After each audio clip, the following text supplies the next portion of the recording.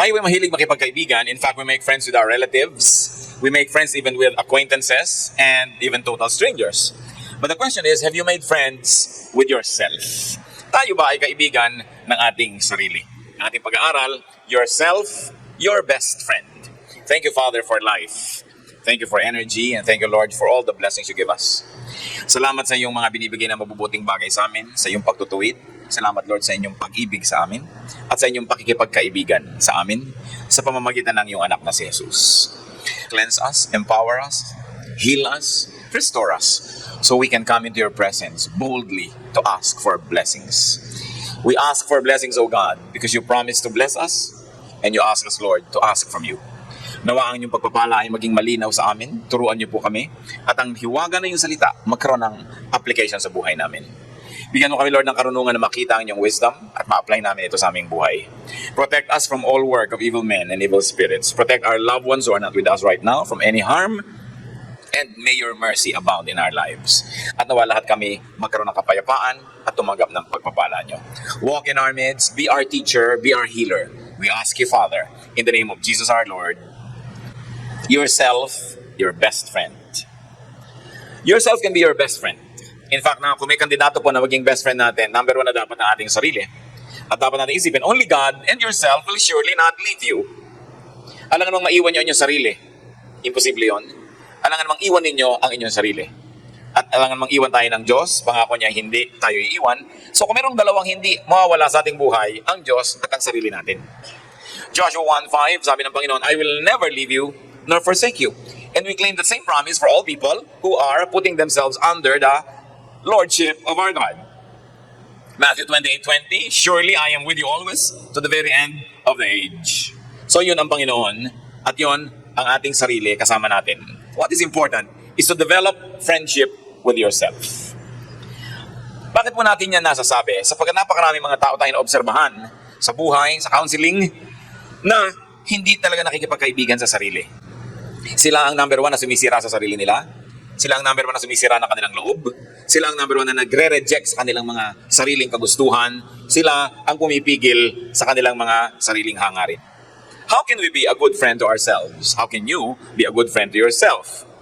Simple, do to yourself what you would do to a good friend. Do to yourself what you would do to others. This is the golden rule of Jesus in reverse. Sabi, do to others as you would have them do to you. Now, do to yourself as you do to others. In other words, know yourself. Wala namang tunay na magkaibigan, liba na lang sila'y magkakilala. Kasi kaya mo nalalaman at nasasabing kaibigan mo isang tao, kilala ka niya, alam niya ang yung pagkatao, pero tinatanggap ka pa rin niya, minamahal ka pa rin niya, kaya kaibigan. Pero kung ang dami-dami niyang hindi alam tungkol sa'yo, magkapalagayang loob kayo, pero kunwari lang yon. Nag-iisip ka na baka pag nalaman niya ang lahat ng totoo, mawala rin siya sa iyong buhay, so hindi mo pa siya kaibigan. So kaibigan ba natin ating sarili? Know yourself. Psalm 139 verse 14, I praise you because I am fearfully and wonderfully made. Your works are wonderful, I know that full well. Hindi sa pagiging mayabang o self-centered, nakakapanalamin ba kayo at sasabihin niyo sa sarili niyo, you are wonderful. You are fearfully and wonderfully made. Hindi yan kayabangan at hindi masama. Nakita na natin sa Psalm. Sapagkat ang kumikilala sa kanyang sarili, nakikita niya doon ang bakas ng Diyos. Nakikita niya yung imprint ng Diyos na lumikha sa kanya. Nakikita niya ang mga katangian ng Diyos na nakatanim at naghihintay lamang na maalagaan, yumabong at mamunga. Pinupuri kita, O Diyos, sapagkat ako'y kahanga-hanga ang pagkakalikha mo. Pero nasasabi lang po yan ng isang taong kilala niya ang kanyang sarili. Meron hindi kilala ang sarili niya, kaya sobra niyang pinupuri. Pero meron ding hindi kilala ang sarili, kaya sobra niyang pinipintasan. Ano po ang ibinibigay niya sa inyong sarili? Puro na lang pag-alipusta, pangahamak, puro mga sana ganito ako, sana hindi ako ganun, sana si ganun na lang ako. Hindi mo masabi-sabi sa sarili mo, I am fearfully and wonderfully made. Kaya napakahalaga po, kilalanin ang sarili. Hanapin yung mga talent na ibinigay ng Diyos, hanapin ang mga katangian, hanapin yung napakagandang mga bagay na nandyan. Kung hindi pa lumalabas, naghihintay lamang na bigyan ng pansin para ito ay ma-develop. Know yourself. But how can you know yourself when you are very busy trying to watch other people's lives? Paano mo talaga na masusuri ang iyong sarili kung hindi ka nagbibigay ng panahon para pag-aralan ito? Suriin na yung mga ginagawa at mga nagiging bunga noon, kundi abang ka ng abang sa buhay ng may buhay. Very important part of knowing yourself is to know your strengths and to know your weaknesses. Hindi tayo perfect. Pero meron tayong mga strengths. May mga lakas, may mga katangian ng tao, bagamat may mga kahinaan at kuminsan ay kapintasan. Si Paul, anong kanyang nasabi tungkol sa kanyang pagkakilala sa sarili niya? Philippians 3:4-6. If anyone else thinks he has reasons to put confidence in the flesh, I have more. Circumcised on the 8th day, of the people of Israel, of the tribe of Benjamin, a Hebrew of Hebrews, in regard to the law, a Pharisee, and for zeal, persecuting the church, as for legalistic righteousness, faultless. Sabi niya, kung meron sana na may karapatan dito na magsabing, ako okay, ako na yun. Sabi niya, kung merong dapat magbigay ng confidence o pagtitiwala doon lang sa achievement ng tao, sabi, ako na yun. Hudyo ako, sabi niya gano'n. I was circumcised on the 8th day according to the law of Moses and according to the tradition of our nation. Sabi gano'n. Alam ko ako kung saang bayan, Israelite. Pati tribo pinanggalingan ko, Benjaminite. Talagang pusakal na Hebrew ako. Hindi lang basta Hebrew, sabi niya, Hebrew of Hebrews. At hindi lang yon, Pharisee pa ako. Nagpakadalubhasa. At kung tutuusin ang lahat ng legal na hinihingi ng batas ng ating bayan, walang maisusumbat o walang maisisisi sa akin, sabi niya. Hindi pagyayabang, kilala ang sarili. Kilala niyo ba ang magulang niyo? Alam niyo ba pangalan? Alam niyo ba middle name ng nanay niyo? Alam niyo ba ang pangalan ng mga magulang ng nanay at tatay niyo? Baka hanggang doon na lang, no? Sa nanay. Maraming mga tao kasi hindi nila kilala kung saan sila nagmula. Tuwang-tuwa pa yan pag sinabing, saan probinsya nyo? Ay, hindi ako lumaki doon eh. May probinsya kami pero hindi na ako doon lumaki. Sa Manila na ako lumaki. Tuwang-tuwa na wala siyang roots. No? Mga baligtad na pagtingin sa sarili. Sapagkat pag tinignan nyo yung roots nyo, hinanap yung mga ninuno ninyo, surely makakakita kayo ng mga kadakilaan. Makakakita rin kayo siguro ng mga kahihiyan. Pero hindi pwedeng hindi kayo makakita ng mga kadakilaan na maaaring makadagdag sa pagkakilala nyo sa inyong sarili. Pero, masasabi ba na sinabi ni Paul? Kilala ko ang aking sarili. Madalas ang pagpapaliit natin sa sarili dahil hindi natin kilala ang ating sarili. Ang nakikilala na lang natin kuminsan at alam yung immediate environment of poverty, the immediate memory of suffering in our family, but we don't know any other glorious part of the story of our ancestors. Romans 7:18, I know that nothing good lives in me, that is in my sinful nature. For I have the desire to do what is good, but I cannot carry it out. So si Paul pa rin yun, alam niya yung strengths niya, alam niya rin yung weaknesses niya. Sa niya wala namang mabuti rin sa akin kung tutuusin. Marami kong pwedeng ipagmalaki ng mga achievement, pero yung kalooban ko rin naman gusto kong gawin ng tama, lagi yung mali din na nagpipilit na magawa. Bakit kailangan din alam natin yung nature natin para alam natin kung paano susugpuin ng ating mga kahibangan? Alam natin kung anong dapat pinuputol ng mga ugali. Anong masasamang asal ng ating pamilya ang dapat sa ating generation na lang matapos at huwag nang ipasa sa susunod na generation. Kasi kadalasan yung mga kapintasan ng pamilya, generational din. Kung mahilig mambugbog ng mga asawa yung mga lalaki na yon, yung mga magiging anak nilang lalaki, magiging tagabugbog din ng mga asawa nila, yung tuloy-tuloy. Kung mga lasenggo yung mga ninuno, magiging lasenggo din itong susunod na generation. Kung mga babaero, magiging babaero rin. Kaya kung meron tayong mga dapat malaman yung kasaysayan ng istorya natin, hindi lang maghahanap tayo na ipagmamalaki, kasi dapat maghanap din tayo ng mga kapintasang nag-ugat na sa ating mga lahi para mabunot yan at huwag nang maipasa pa sa susunod na henerasyon. Lahat ng mga pangit na asal natin dapat matapos na at hindi na mamana ng ating mga anak. Lalo tayo mga nakakilala sa Panginoon, lumalaki sa salita ng Diyos, dapat may maiba. Dapat kilalanin ang sarili para alam ko alin yung i-develop at alam ko ano yung wawakasan na. It is important to know oneself. Know what can be changed for the better in you. Psalm 51:10, create in me a pure heart, O God, and renew a steadfast spirit within me. Laging renewal ang hinihingi. The creation of pure things in life. Kailangan, hinahanap natin, alam mo, pwedeng baguhin ng baguhin. Hindi dapat tayo nakokontento sa kalagayan na lang natin na ganun. Sapagkat habang may buhay, ay mayroong pagkakataon at may ibinibigay ang Diyos sa kakayanan para umasenso ng umasenso. A change for the betterment of our character and of our lives. How else can you be a good friend to yourself? Accept yourself. Pinakamasaklap na yata kung kayo pa hindi tatanggap sa inyong sarili. Dapat tanggapin mo. Kung tinatanggap tayo ng Diyos ng walang patakaran, minamahal tayo ng Diyos, tayo man dapat tanggapin ang ating sarili. Tanggapin na meron tayong mga strengths, tanggapin na meron tayong mga weaknesses, and just decide to operate in our areas of strength. And decide to try to strengthen our weaknesses. But accept yourself. Accept what cannot be changed in and about you. Kilalanin ko anong dapat baguhin at baguhin, kilalanin ang hindi na mababago pa at tanggapin na lang. Tulad na naman ni Paul.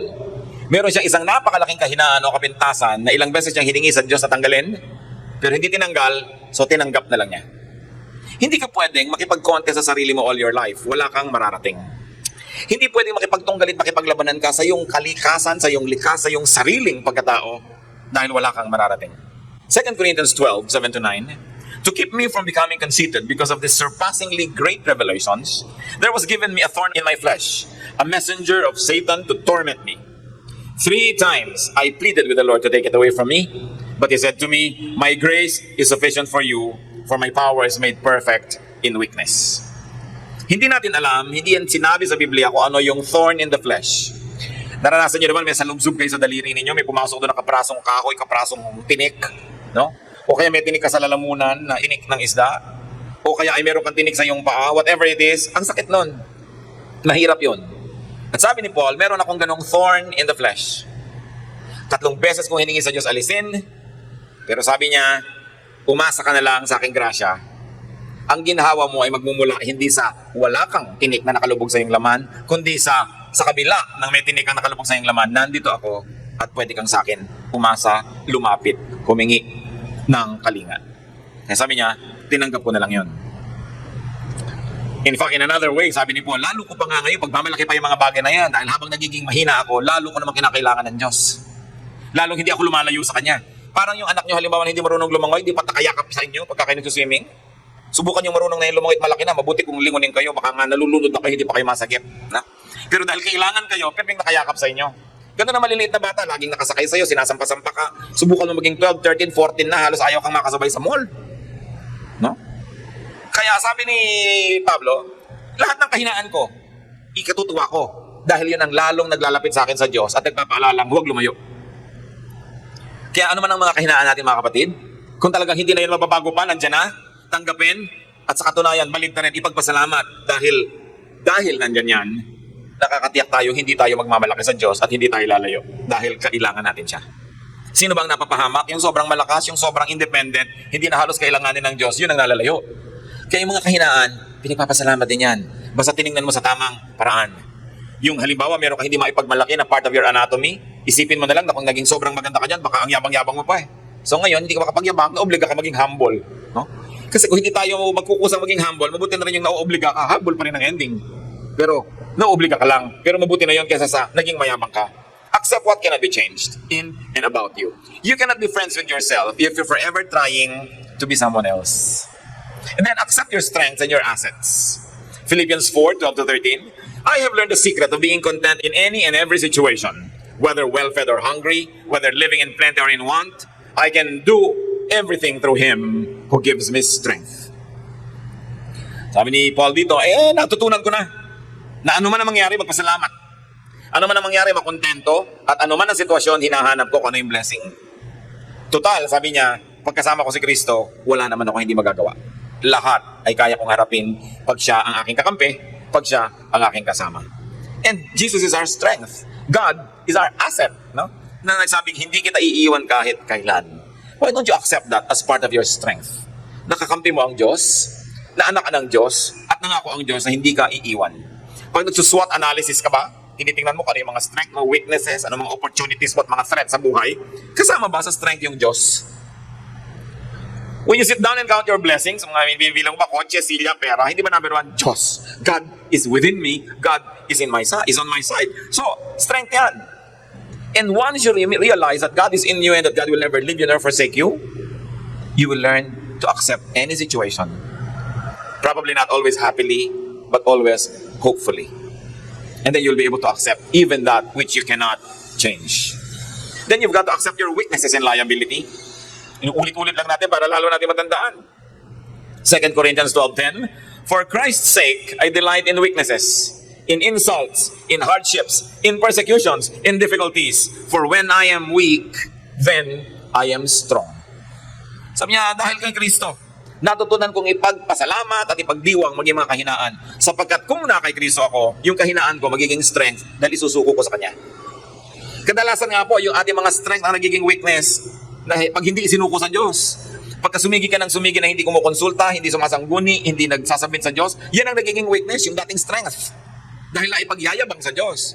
Samantalang yung weakness mo na lagi mong inilalapit, yun ngayon ang pupunuin ng Diyos, nagiging strength. So kahit ka saan sumuling, kapatid, kung ikaw ay na kay Kristo, blessing.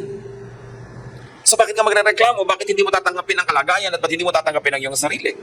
How else can you be a friend to yourself? Nourish yourself. Nourish your body. Nourish your mind. Nourish your soul, your emotion, your spirit. 3 John 1:2, I pray that you may enjoy good health and that all may go well with you, even as your soul is getting along well. Part ng pagiging makadiyos, mahalin mo ang yung sarili na ibinigay sa iyo ng Diyos. Hindi yun masama. Ang masama lang kung nilalamangan mo na yung kapwa para mahalin mo ang iyong sarili. Inaagawan mo na yung kapwa para lang bigyan ng kasiyahan ang iyong sarili. Pero yung hanapin mo ang iyong paglago, hanapin mo ang iyong kasiyahan, ang iyong pamumunga, hindi lang yan dapat. Yan ay tungkulin din. Sapagkat ang lahat ng ibinibigay ng Diyos natin ay dapat nating alagaan. At ibinigay sa iyo ang sarili mo para alagaan mo. At ibinigay din ng kapwa para alagaan natin. Pero kung nakikita nyo sa mga eroplano na ipinapakita na pelikula o demonstration bago lumipad, na sinabi, pagka nawala ng oxygen dito, may lalabas ang mga oxygen mask. Kung may kasama kang bata, lagyan mo muna ang iyong sarili at saka mo siya lagyan. Bakit ganon? Tulungan mo muna yung sarili mo para makatulong sa iba. Kasi kung inuuna mo yung bata, tapos bigla kang naubusan ng hangin at ikaw namatay, paano ngayon magsusurvive yung bata? So sabi, unahin mo ang sarili mo.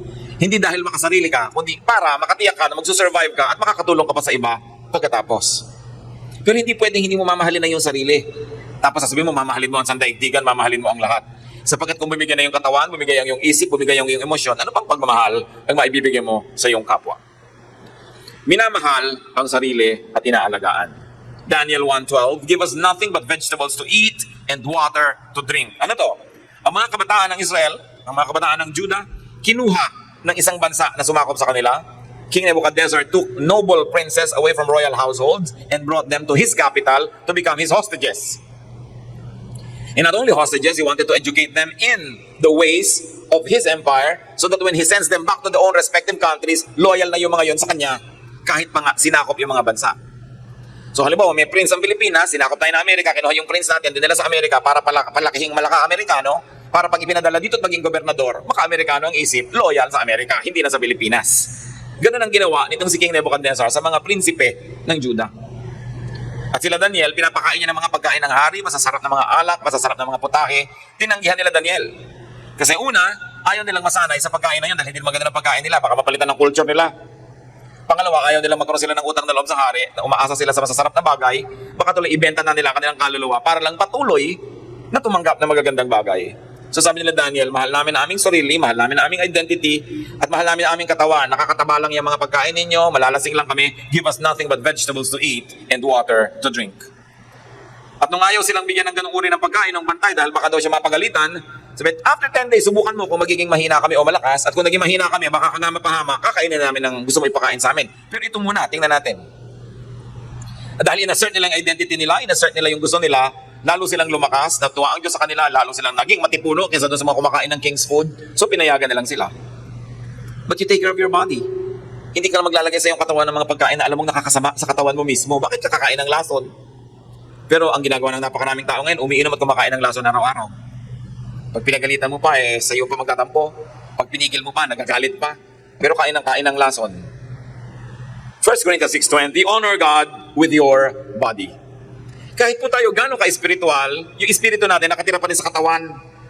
Pag namatay pa rin yung katawan mo, wala na rin yung choice yung espiritu mo kundi umalis na rin. Kasi wala na siyang titirhan. Kaya dapat inaalagaan ang katawan ng tao. Inaalagaan sapagkat yan ang templo ng espiritu ng Diyos. That's another way to be friendly with yourself. Hindi pwedeng lagi kang sacrifice sa iba. Para sa iba. Tapos yung katawan mo napapabayaan mo, yung kalusugan mo napapabayaan mo. Dahil pag namatay ka rin, wala nang tutulong sa kanila. It is important to take care of yourself. Be faithful to yourself.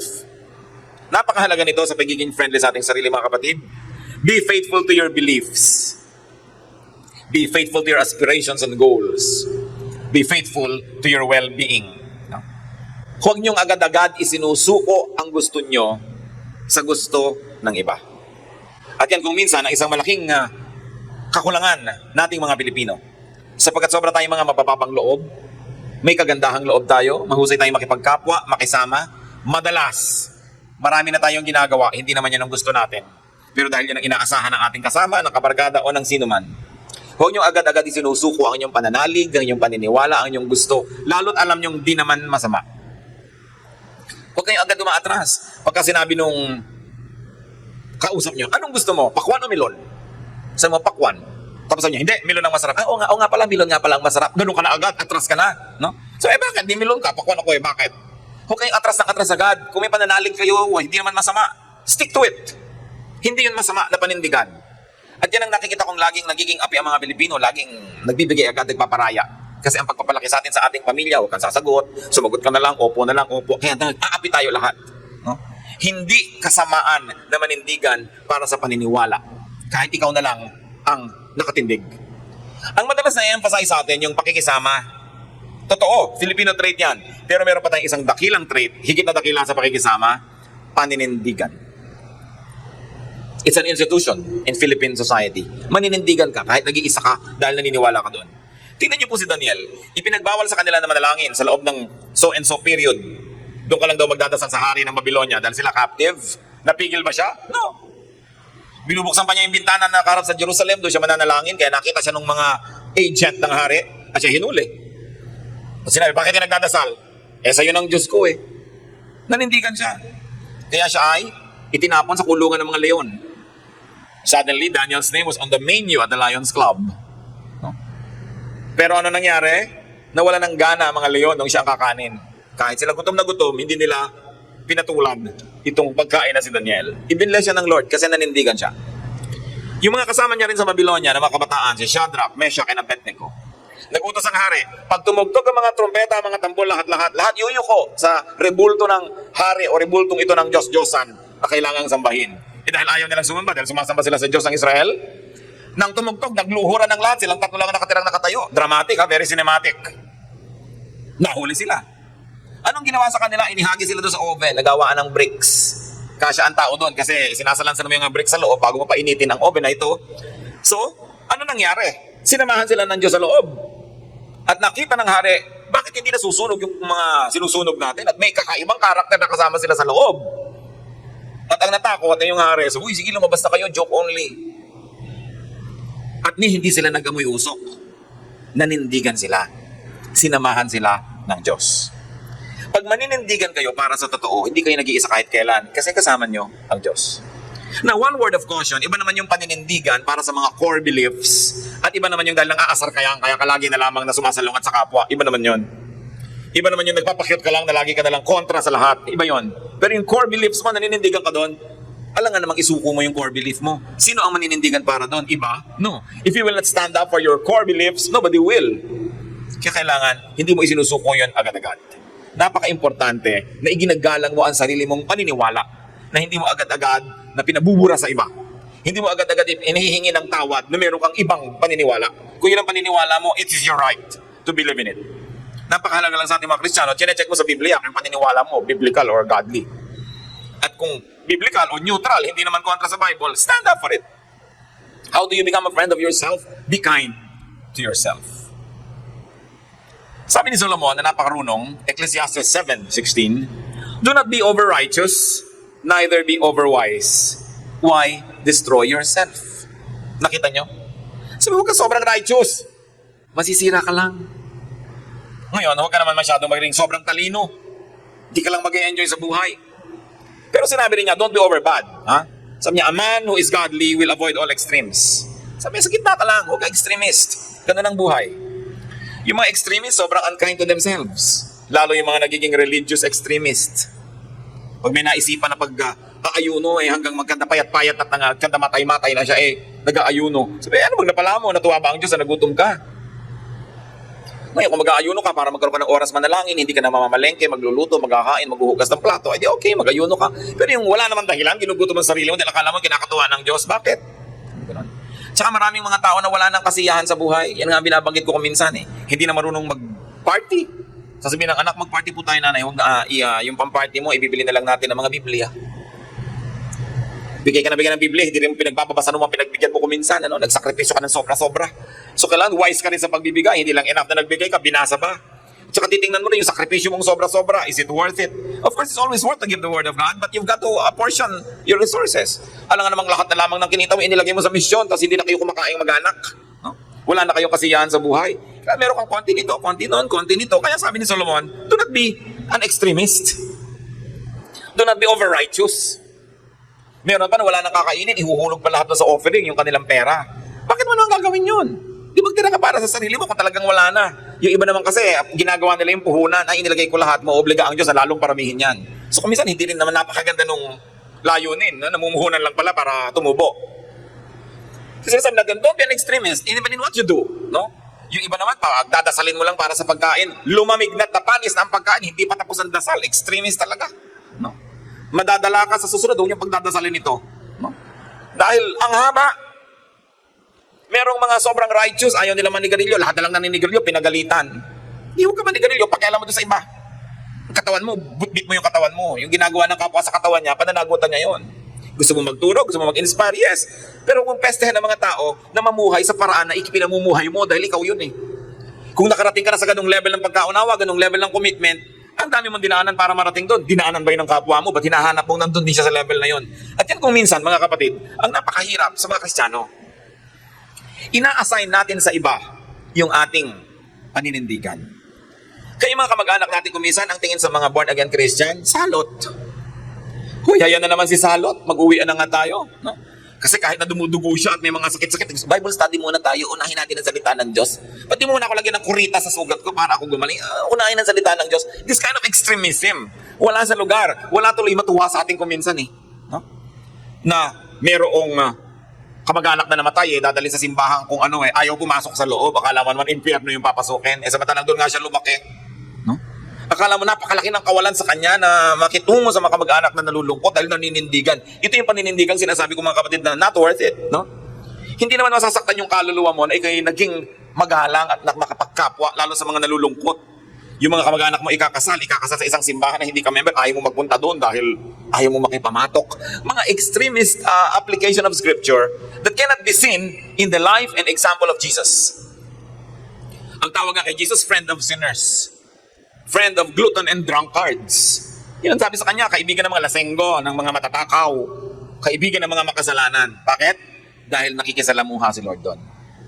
Aanin mo nga naman ang asin kung hindi mo isasama sa mga nabubulok para maging daing yung isda at huwag mabulok. Ano? Aanin mo ang asin kung hindi mo ilalagay sa matatabang para magkalasa. Pero kung minsan, mga extremist Christians, ayaw nang makitungo kahit kanino sa kamag-anak, sa kaibigan, sa office mate. Kaya tuloy lalong iniiwasan ng kapwa, lalong walang madala sa Panginoon. So, be kind to yourself. Dapat naging asset sa atin na tayo nasa Panginoon, hindi liability. Dahil hindi gusto ng Diyos na liability siya sa buhay natin. Gusto niya asset. Pero kung mali kang magdala, magiging liability yon. Especially if you are self-righteous. So sabi, be kind to yourself. Do not be over-righteous, neither be over-wise. Do not be over-clean. Walang pinakamahirap na kasama kundi ang sobrang linis. Mga asawa na pag nagusot ang sapin, papabangunin pa yung asawa para ayusin muli. No? Yung laging pinag-aawayan ng mga tumutulong galing sa banyo, tumutulong kamay galing sa lababo, pagka 3 taon, 4 na taon, ganun pa rin, maghiwalay na lang kayo. Kung hindi mo tatanggapin na ganun siya, no? Dahil mamaya, paghihiwalayan nyo rin yon. A house must be clean enough to be healthy, but dirty enough to be happy. Pag yung bahay mo parang ospital sa linis, diba? Nakakatiyak tayo, bihira ang taong gusto magpunta doon. So don't be extremist in everything. Even cleanliness, when done in the extreme, can be a burden. Sa lahat ng bagay, ayoko nang isa-isahin pa mga kapatid. I hope nagkakaintindihan naman tayo na huwag kayong extremist in anything. No? Gitna lang, relax. Sapagkat ang Diyos ay hindi naman gusto tayong hirap na hirap sa pagsunod sa Kanya. Kaya nga si Jesus na ang pumasa ng krus, siya na nga ang nagpapako doon para gumaan-gaan ang ating buhay. So huwag niyong papahirapan dahil naging Christian kayo. No? Ang dami-dami ko sa mga dietary requirements. Sabi ni Lord, it's not important what gets into the mouth, but what gets out of it. At ngayon, ang mga extremism ng mga Christians, kailangan pa ang pag-pronounce sa pangalan ni Jesus, yung Hebrew pronunciation. Pag mali pa ang pronunciation, walang talab. Another extremism. Kailangan ng culture ng church man, tugtog ng Israel, o sayaw ng Israel, o kung ano-ano. That's another form of oppression. Sabi nga ni Shakespeare, a rose by any other name would still smell as sweet. Subukan mo, natawagin mo yung rose na gumamela, maiiba ba ang amoy nun? Maiiba ba kung ano siya? Bakit nagpapakamatay yung mga iba sa pronunciation, sa tamang spelling ng mga Bible names, mga bagay na hindi dapat pinag-aaksayahan ng sobrang lakas? Another kindness to yourself, brothers and sisters, have enough rest. Bagamat konti namang tao sigurong nangangailangan ng ganitong payo, dahil dapat yung ipapayuhan, hoy, sobra na ang rest mo. But have enough rest. Psalm 116:7, be at rest once more, O my soul, for the Lord has been good to you. Mahalaga nakapahinga ang isip. Kung hahanap kayo ng trabaho, yung isa hirap ang katawan, pero tahimik ang loob. At yung isa, hindi hirap ang katawan, pero hirap ang loob. Huwag kayong malito. Bigyan nyo ng halaga yung kapayapaan ng loob. Yung isa, maraming kita, pero ang gulo-gulo ng isip. Yung isa, konti lang ang kita, pero tahimik at simple lang. Huwag kayong malilito. Be kind to yourself. Huwag nyong guluhin ang isip nyo kung hindi kailangan. Huwag nyong lilituhin ang inyong kaluluwa ng maraming bagay kung pwede namang pumili ng mas simple. Kaya yung mga laging namang problema, laging seryoso sa buhay, actually you're not being kind to yourself. Because when you worry, naiiba ang blood pressure, naiiba ang heartbeat, naiiba ang pulse rate, at pag dumating na yon, bumababa ang ating immunity, ang dali na natin magkaroon ng mga sakit. Yung mga warriors, lalo nagkakasakit. Dinidisiplina ang isip para hindi laging matakot, hindi laging mag-alala, kasi pag ginagawa na natin yon, bumababa ang depensa ng ating katawan. Lalo tayong nagiging madaling magkaroon ng sakit. Psalm 3:5, I lie down and sleep. I wake again because the Lord sustains me. Pag matutulog na tayo, ipagpasa Diyos na ang lahat. Pati mga alalahanin, mga problema, huwag niyong dalhin sa higaan. Discipline lang yan. Kung minsan meron kang hindi maiwasan dala-dala mo, pero konting-konti na lang dapat yon, hindi yung lahat na lang iniisip mo. Kasi the quality of your thoughts before you sleep will determine the quality of your sleep. And the quality of your sleep will determine the quality of your day tomorrow. The quality of your sleeping hours will determine the quality of your waking moments. Kaya dapat yung tulog, binibigyan niya ng halaga. Napakadalas ko na pong naulit sa mga kapatid, magpundar kayo ng matinong higaan. Dahil nahihiga kayo 8 oras, 1/3 of your life. But 1/3, kasi 24 hours a day, di yung 8, 1/3 yun. So kung 60 years old na kayo, mga 20 years kayong nahiga. Under normal circumstances. Tapos yung kama nyo, labas-labas yung spring, tabi-tabingi. Parang barko sa tubig, gagalaw-galaw. Ang paa, lata ng floor wax. Pagkatapos bukol-bukol, ang panghi-panghi. O kaya ang init-init. Tapos 1/3 of your life, nandun kayo, wala ba kayong awa sa inyong mga sarili? Ang matinong tao, no? Una niyang binibigyan ng kanyang resources, yung kinakain niya, tapos yung hinihigan niya. Dahil ang sarap ng inyong tulog, ang magbibigay sa inyo ng husay, paggising nyo kinabukasan. Kung mababaw lang ang tulog nyo, lagi kayong pagising-gising, bugnutin kayo kinabukasan, hindi kayo creative, mahirap yon. Gaano kaya karami sa inyo makakapagsabing, maganda, enjoy ako sa aking higaan. And of course, I pray that kung hindi man mahusay yan, dahil choice nyo lang, hindi dahil kasi wala kayong maibili. Kung wala kayong maibili, wala kung magagawa tukol dyan. Kailangan magsikap, manalangin at maghintay. Ang sinasabi ko dito, yung kaya nyo naman, tas hindi nyo inaasikaso. Ang dami ko nang ganyan nakitang higaan, hinahanap ko yung tao, lumubog na siya doon sa kutsyon sa loob. Wala nang spring. No? Tapos ang sikip-sikip, ang hirap-hirap. Maawa kayo sa inyong sarili. Have enough rest. Alam niyo bang mas madaling magkasala yung taong puyat? Mas madaling magkamali yung taong puyat. So it's part of godliness to have a good rest. Have fun. Ecclesiastes 11:9, be happy, young man, while you are young, and let your heart give you joy in the days of your youth. Nagtataka ko kung bakit laging negative ang reading ng mga preachers tungkol dito, na parang sinasabi lang, young person, mag-enjoy ka, pero lagot ka sa Diyos. No. Ang sinabi lang, remember also your Creator in the days of your youth. Na sa paghahanap mo ng kasiyahan, huwag kang umuwi, huwag kang mag-extreme, at huwag mong limutin ang Diyos.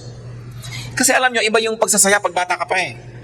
So huwag natin pagkaitan yung mga bata pa ng kasiyahan. Kasi pag matanda na sila, may arthritis na sila. No? Nirarayuman na sila. O kaya na-bypass na sila.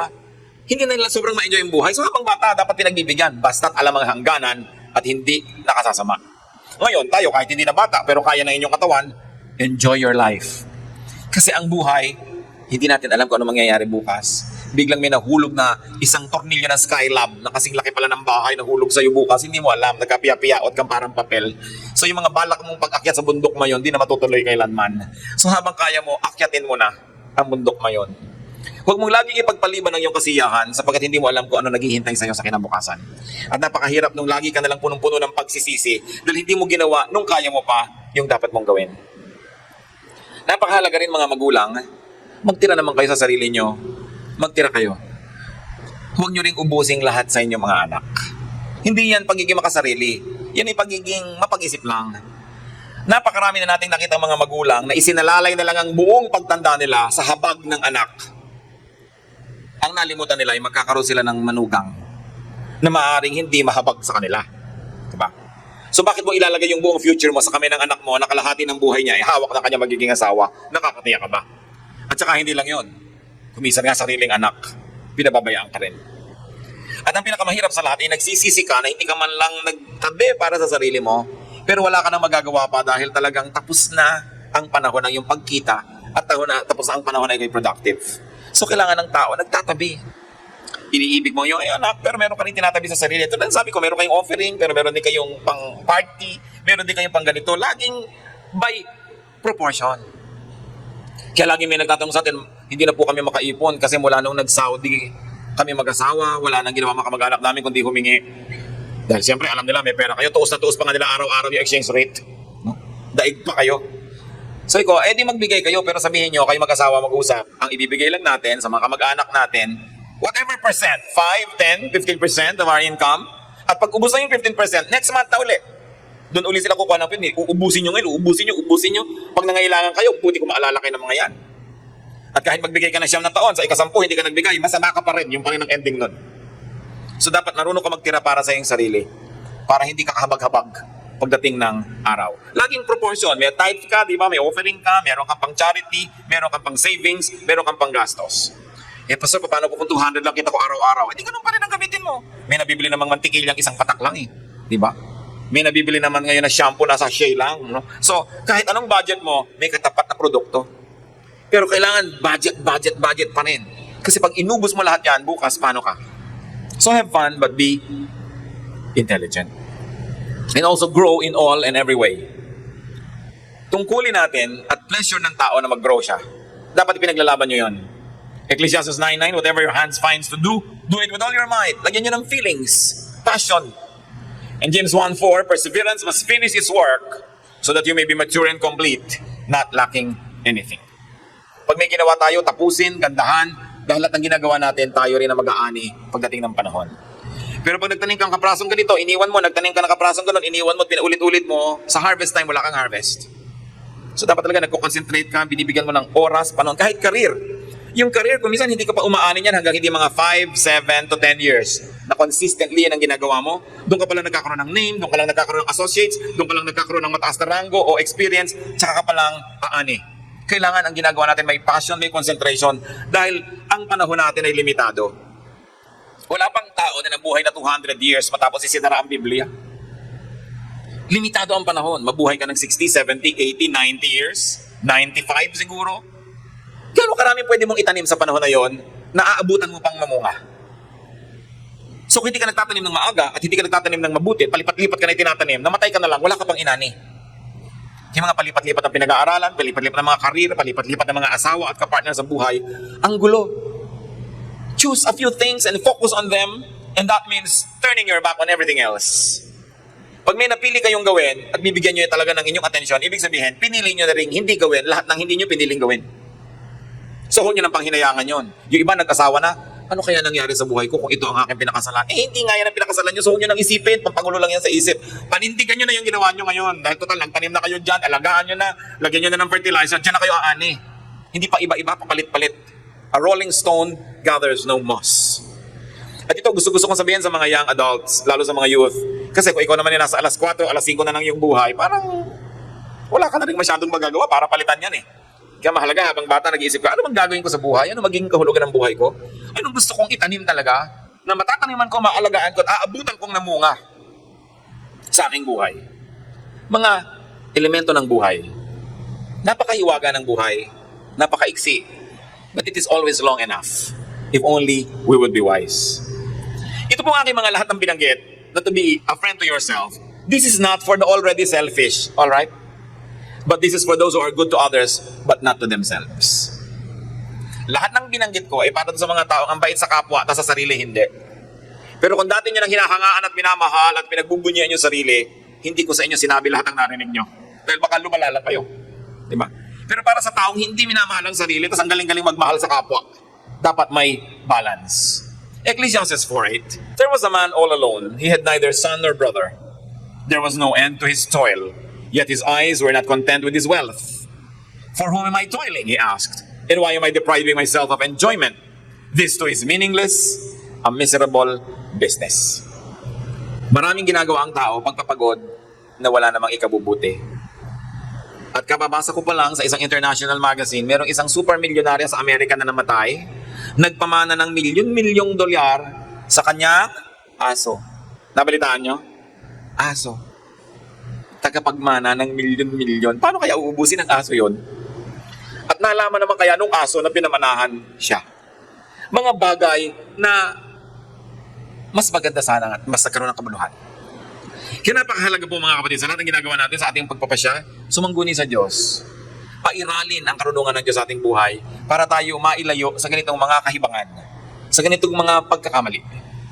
At kumisan tayo man yung ating time, talent, treasure, nalalagay sa kumbaga parang aso rin, para hindi dapat doon eh. Kumisan napakarami mong pag-ibig na inuubos sa taong hindi naman dapat ibigin. No? Napakarami mga pagpapakasakit at pagpapakamartir na parang tubig na ilalagay mo sa isang latang butas. Wala ring registration. Kahit anong paghihirap at pagpapakasakit mo, binabaliwala ka rin. Ba't mo sasayangin ang buhay mo sa ganung uri ng pagpapakamartir? Bakit mo sobrang papahalagahan ng taong di nagpapahalaga sa'yo? Bakit hahabol-habulin mo yung takbo ng takbo, di napagod ka lang? Bakit mo pinipilit na ibigin ka nung ayaw sa'yo? Di ayaw niya, wag. Wala nang isang kahabag-habag pang higit doon sa taong hindi naman minamahal, ipinipilit magpalimos ng pag-ibig. So lalo kayo na mga wala pa mga asawa, pinipilit yung magkaasawa. Kung hindi darating yung Mr. Right, kahit yung Mr. Right now, pwede na.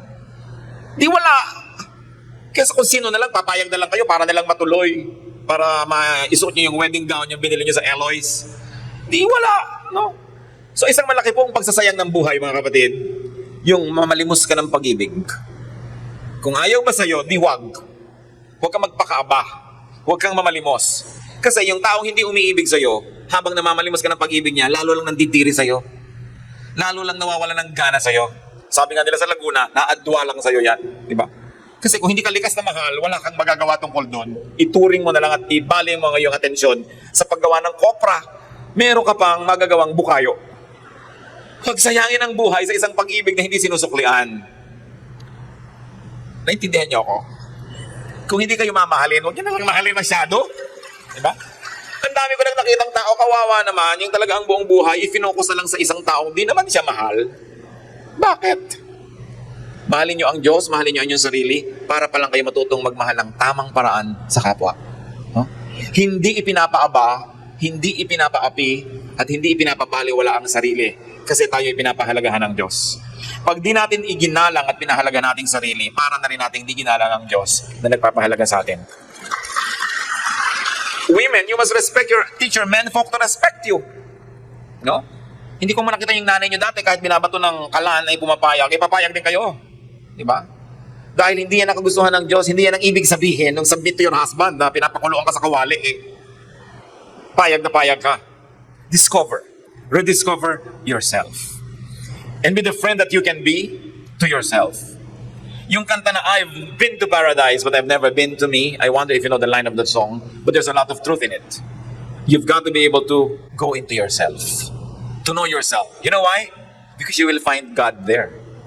And you will be able to say, I am fearfully and wonderfully made. Diyos namin sa langit. Suriin mo po ang aming puso kung kami nagiging matapat sa inyo.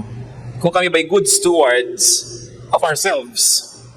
Ang aming katawan, ang aming emosyon, ang aming mga aspirations na ipinagkatiwala mo sa amin, ay amin bang inaalagaan o pinagtataksilan? Habang ayaw naman namin Diyos na maging mayabang, ayaw namin maging selfish and self-centered, but teach us to have a healthy value that we attach to our being human, to our being your temple, to our being your children.